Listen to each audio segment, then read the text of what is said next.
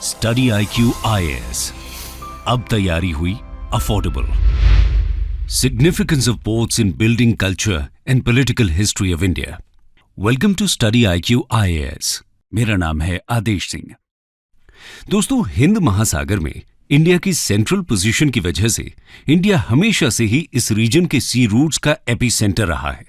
साथ ही साथ उसका तीनों ओर से समुद्र से घिरा होना इंडियन इकोनॉमी और मैरीटाइम ट्रेड के लिहाज से भी काफी बेनिफिशियल रहा है। अगर हम 2021 के आंकड़े देखें तो वॉल्यूम के हिसाब से इंडिया का 95% इंटरनेशनल ट्रेड सी ट्रांसपोर्ट के जरिए ही किया जाता है। इसीलिए इसके महत्व को समझते हुए इंडिया के 9 स्टेट्स और 4 यूनियन टेरिटरीज में फैली इसकी 7,516 किलोमीटर की कोस्टलाइन पर 13 मेजर पोर्ट्स और 150 से ज्यादा माइनर पोर्ट्स डेवलप किए गए हैं। इसके अलावा अगर हम करंट इकोनॉमिक बेनिफिट्स को छोड़कर पास्ट की बात करें, आप इस ओशियानिक रीजन में इंडिया की हिस्टोरिकल एंड जियोग्राफिकल इंपॉर्टेंस का अंदाजा इसी बात से लगा सकते हैं कि हिंद महासागर या इंडियन ओशन अकेला ऐसा ओशन है जिसका नाम किसी देश के नाम पर रखा गया है। साथ ही ये इंडिया के हिस्टोरिकल ट्रेड रिलेशंस का ही नतीजा है कि इंडियन सिविलाइजेशन कभी आइसोलेटेड नहीं रहा और हमेशा से दूसरे सिविलाइजेशंस और कल्चर्स से इसका परस्पर मेलजोल बना रहा है। हालांकि इन इंटरैक्शंस की शुरुआत भी ट्रेड की वजह से ही हुई थी, लेकिन ये इस मेलजोल का ही फल है कि आने वाले समय में अन्य सभ्यताओं के कल्चर एंड ट्रेडिशंस का असर हम पे और हमारी कल्चर्स का असर उन पर देखने को मिला। जो संपर्क कभी केवल व्यापार के लिहाज से साधे गए थे, उन्होंने आगे चलकर हमारे देश की कल्चरल और पॉलिटिकल जर्नी में बहुत बड़ा योगदान दिया। तो आइए आज हम इसी विषय पर चर्चा करते हैं कि इंडिया के इन पोर्ट्स और उसके मैरीटाइम रिलेशंस का इसकी कल्चर और पॉलिटिकल हिस्ट्री पर क्या असर पड़ा। A brief about some of the oldest ports in India। दोस्तों, क्या आपको पता है कि इंडिया के मैरीटाइम रिलेशंस की शुरुआत इंडस वैली सिविलाइजेशन के दौरान ही हो गई थी। 1955 में किए गए आर्कियोलॉजिकल सर्वे ऑफ इंडिया के एक्सकेवेशन के दौरान गुजरात के भाल रीजन में लोथल डॉक के अवशेष पाए गए और इसी अन्वेषण से ये बात भी पता चली कि आज से लगभग 4,500 साल पहले एग्जिस्ट करने वाली ये लोथल सिटी दुनिया की सबसे पुरानी नोन पोर्ट सिटी है। ये साबरमती नदी के रास्ते एंशिएंट सी ट्रेड रूट से जुड़ी हुई थी, जिससे होते हुए ज्वेलरी, टेक्सटाइल्स और मिनरल ओर्स यहां से वेस्ट एशिया और अफ्रीकन कंट्रीज में एक्सपोर्ट किए जाते थे। इसी अन्वेषण में एक रोचक तथ्य और निकलकर सामने आया, और वो ये कि इस पोर्ट का डिजाइन करने से पहले इसके एंशिएंट इंजीनियर्स ने इस जगह की लोकेशन, जियोलॉजिकल डिटेल्स और टाइडल पैटर्न्स को भी डिटेल में एनालाइज किया था, जिसकी वजह से न केवल ये एक ऑल वेदर पोर्ट था, बल्कि इसका लॉक गेट सिस्टम, ब्रिक से बने पैसेजेस और रैंप्स उस समय में भी इनके एक्सेप्शनल टेक्निकल एक्सपर्टीज की गवाही देते हैं। इस पोर्ट बेस्ड सी ट्रेड का ही नतीजा है कि इंडस वैली सिविलाइजेशन के कॉइन्स और एक्सपोर्टेड प्रोडक्ट्स के एविडेंसेस हमें मेसोपोटामिया सिविलाइजेशन की रिकॉर्डेड हिस्ट्री और एक्सकेवेशंस में भी मिलते हैं। इसी तरह केरला के मालाबार कोस्ट पर स्थित एंशिएंट पोर्ट मुजीरिस भी 1st सेंचुरी BC का एक इंपॉर्टेंट ट्रेडिंग पोर्ट था। मुजीरिस पोर्ट ने Persians, Phoenicians, Assyrians, Greeks, Egyptians और रोमन एम्पायर से साउथ इंडिया के ट्रेड रिलेशंस स्थापित करने में एक सिग्निफिकेंट रोल प्ले किया। यहां से मसालों और खासतौर पर काली मिर्च के अलावा semi precious stones, diamonds, Ivory और पर्ल का भी निर्यात किया जाता था। साथ ही साथ हिस्टोरियंस के अनुसार यहां 30 से ज्यादा देशों से टेक्सटाइल, वाइन, व्हीट और गोल्ड कॉइन्स आयात होते थे। इस पोर्ट के बारे में संगम लिटरेचर में हमें डिटेल्ड डिस्क्रिप्शन देखने को मिलते हैं। साथ ही 1st सेंचुरी AD के Roman historian Pliny the Elder ने अपनी किताब नेचुरल हिस्ट्री में मुजीरिस को 1st एम्पोरियम ऑफ इंडिया बताया है। हालांकि ऐसा माना जाता है कि 1341 में आए साइक्लोनिक फ्लड में यह पोर्ट सिटी हमेशा के लिए कहीं खो गई, लेकिन फिर भी इन रिकॉर्ड से हमें पता चलता है कि उस समय के वर्ल्ड ट्रेड में इंडिया कितना की रोल प्ले करता था। वहीं अगर हम भारत के दक्षिण पूर्वी तट की बात करें तो तमिलनाडु में कावेरी नदी के मुहाने पर स्थित Poompuhar ancient port 3rd century BC में चोला एम्पायर का एक इंपॉर्टेंट ट्रेडिंग पोर्ट था। इस पोर्ट सिटी के अकाउंट्स हमें बहुत से हिस्टोरिकल डॉक्यूमेंट्स में मिलते हैं। जिनमें famous ancient historic book Periplus of the Erythraean Sea भी है, जिससे हमें पता चलता है कि इस पोर्ट से अरब, श्रीलंका और इंडोनेशिया के लिए मसालों का निर्यात होता था। वहीं अरब और गल्फ रीजन से हॉर्सेस और फिनिश्ड गुड्स आयात किए जाते थे। आर्कियोलॉजिस्ट्स के अनुसार 5th सेंचुरी एडी में एक स्टॉर्म में तबाह हो जाने के पहले यह एक इंपॉर्टेंट ट्रेडिंग पॉइंट था, जिसे ईस्टर्न और वेस्टर्न एशिया के व्यापारी एक मीटिंग जंक्शन पॉइंट के तरह इस्तेमाल करते थे। इसी तरह आज के पुदुचेरी में लोकेटेड अरिकामेडु पोर्ट भी 2nd सेंचुरी बीसी में चोला एम्पायर का एक इंपॉर्टेंट ट्रेडिंग पोर्ट था।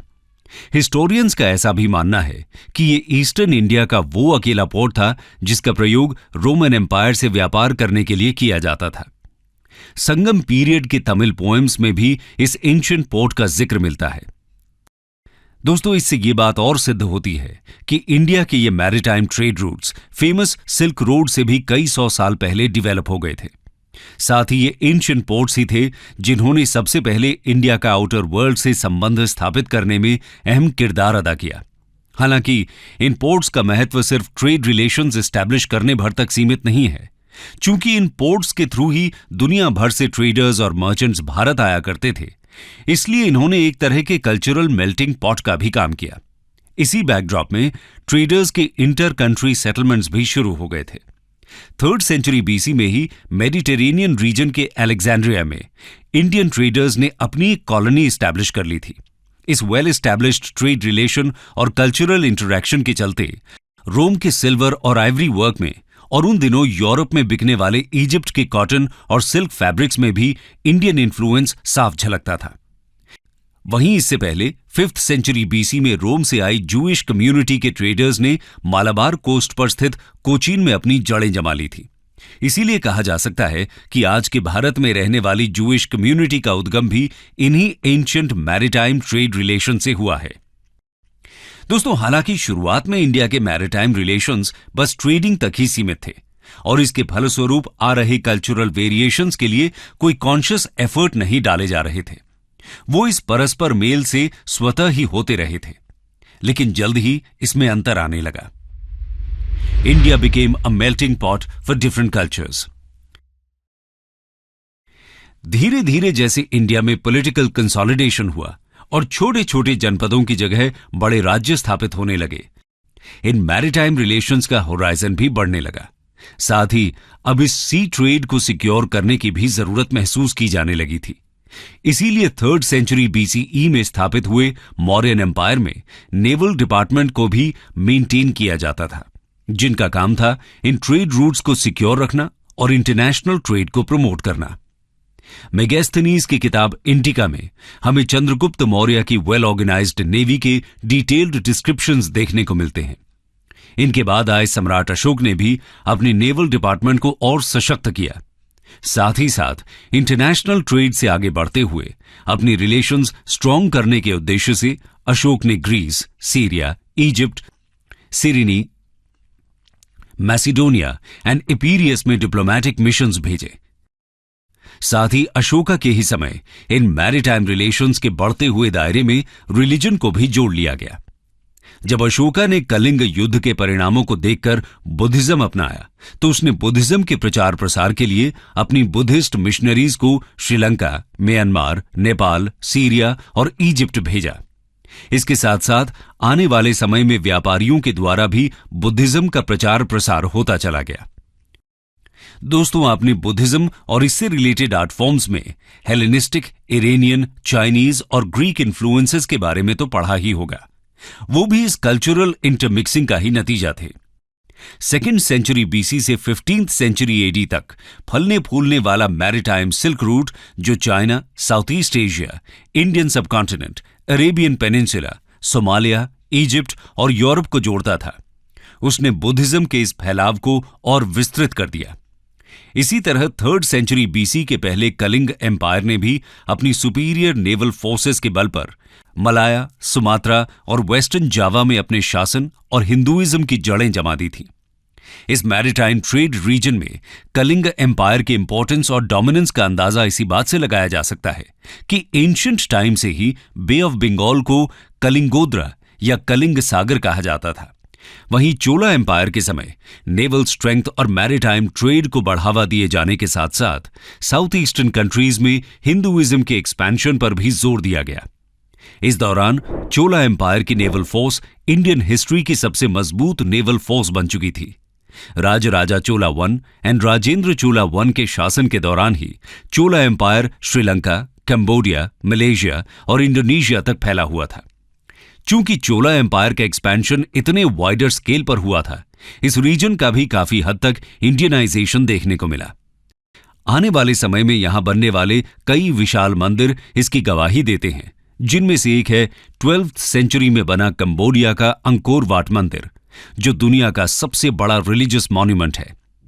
दोस्तों, इंडिया में होने वाले ये कल्चरल इंटरैक्शंस सिर्फ यहीं तक सीमित नहीं रहे, बल्कि इस्लाम और क्रिश्चियनिटी भी ट्रेडर्स के थ्रू ही इंडिया में आते हैं।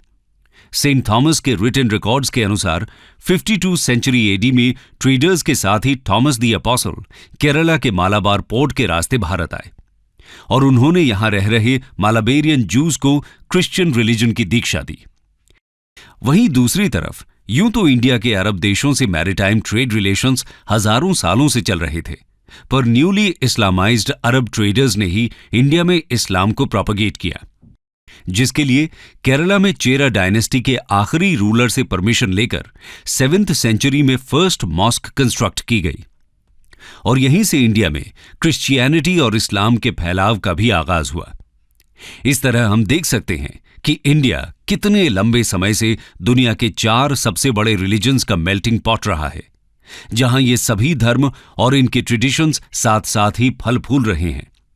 लेकिन दोस्तों, जैसे हर सिक्के के 2 पहलू होते हैं, वैसे ही भारत के इतिहास की हमारी इस कहानी के भी 2 पहलू हैं। जहां एक ओर इंडिया के मैरीटाइम रिलेशंस की वजह से भारत के कल्चर में इतने एनरिचमेंट्स हो रहे थे, वहीं दूसरी ओर भारत की संप्रभुता पर भी खतरा मंडराने लगा था। आइए जानते हैं कैसे। Traders became imperial rulers. आपने ये तो सुना ही होगा कि हमारे भारत को सोने की चिड़िया कहा जाता था, और ऐसा इसलिए था क्योंकि यहां से प्रोटो हिस्टोरिक पीरियड में शुरू हुआ इंटरनेशनल ट्रेड मिडीवल पीरियड आते आते अपने चरम पर पहुंच चुका था।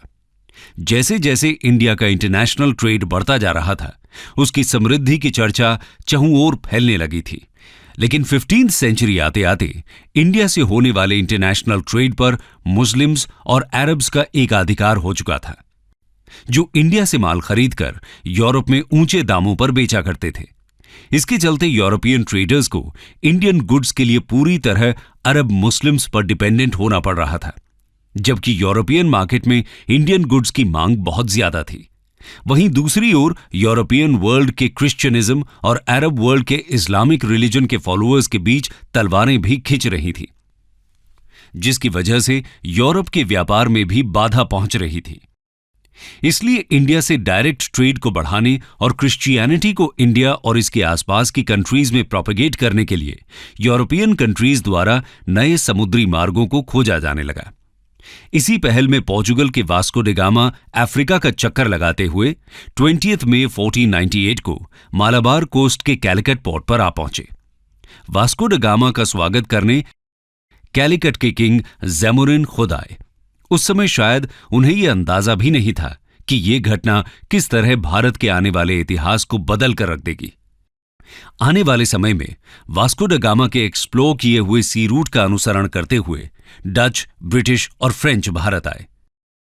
सभी का उद्देश्य भारत से व्यापार करके ज्यादा से ज्यादा मुनाफा कमाना और क्रिश्चियनिटी को प्रमोट करना था।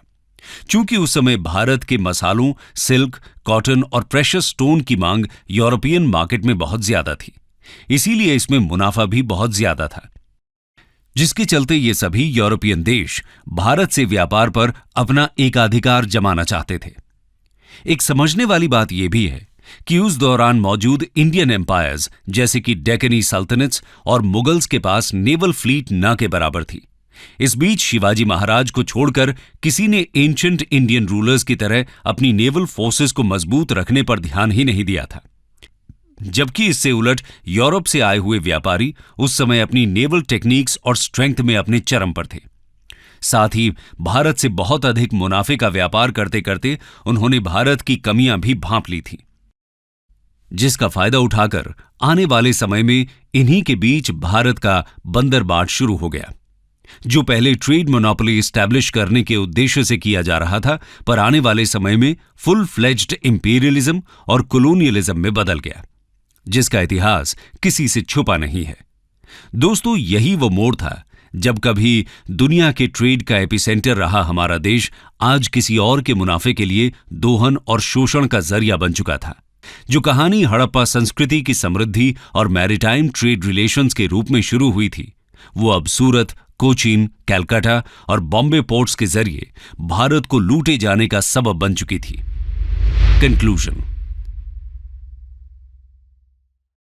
दोस्तों, तो यहां हमने देखा कि इंडिया के पोर्ट्स और इनके द्वारा एस्टैब्लिश किए गए मैरीटाइम रिलेशंस ने किस तरह इंडिया की कल्चरल और पॉलिटिकल हिस्ट्री पर अपना असर डाला।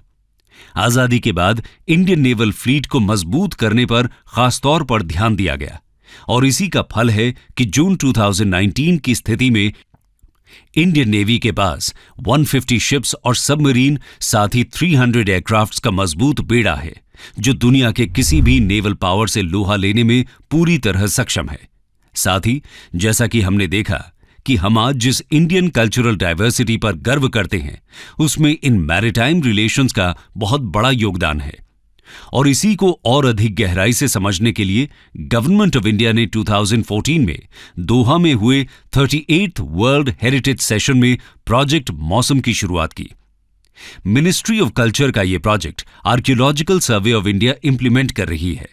इस प्रोजेक्ट का उद्देश्य हिस्टोरिकल मैरीटाइम रूट्स और स्पेशली मॉनसून विंड्स का भारतीय उपमहाद्वीप और इसके आसपास के 39 देशों जैसे Bangladesh, Cambodia, Saudi Arabia, Thailand, Indonesia, Oman, Qatar, Singapore, Malaysia, the Islamic Republic of Iran, UAE, Myanmar, Philippines और जॉर्डन इत्यादि से इसके परस्पर संबंधों में किए गए योगदान के बारे में और ज्यादा जानकारी जुटाना है। आशा है कि जब ये प्रोजेक्ट पूरा होगा तो हमारे इंटर रिलेटेड पास्ट की और गांठें खुलेंगी और हम अपने साझा अतीत को और बेहतर समझ पाएंगे। स्टडी IQ IAS अब तैयारी हुई अफोर्डेबल।